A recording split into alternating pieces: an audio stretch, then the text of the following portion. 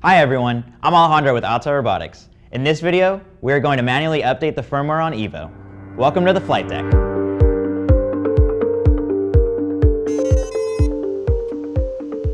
To perform this update, you'll need your aircraft, remote controller, a computer, micro SD card, and a card reader. You'll be able to see the progress of your update on your remote controller's OLED screen, so you won't need your mobile device.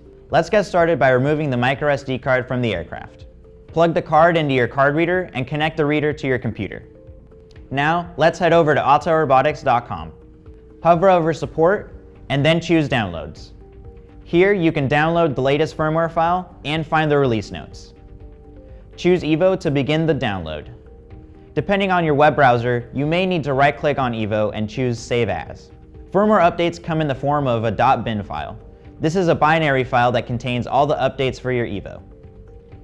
Now that you've downloaded the firmware file, you'll need to copy the file from the computer to the micro SD card.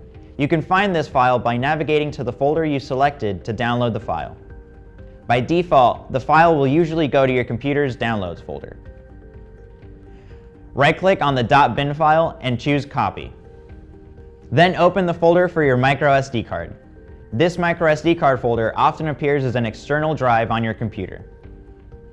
Paste the .bin file into the root folder of your card. This means that the file should just be on the card with no folders enclosing it. Now that the firmware update is copied onto the micro SD card, let's safely eject the card from your computer. To do this on a Mac, right-click the drive and choose Eject. If you're using a PC, click the USB icon on your toolbar and choose Safely Eject.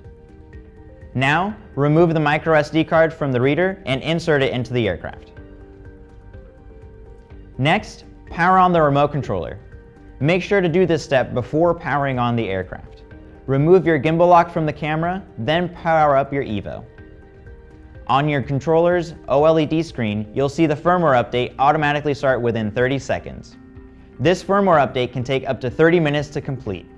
Once the update is completed, a message will appear if the firmware update was successful. If a component fails, a list of each component will appear and a red X will indicate which component failed. If all of the components successfully updated, power off the aircraft and remote controller. If you encountered a failed update, you can repeat this process by downloading the firmware update again from autelrobotics.com. If you have multiple batteries, you will need to update each battery to the latest firmware if applicable. You can check the current release notes to confirm if your batteries need an update. To update an additional battery on the EVO, remove the micro SD card after you've completed a successful firmware update, and connect the micro SD card back to your computer.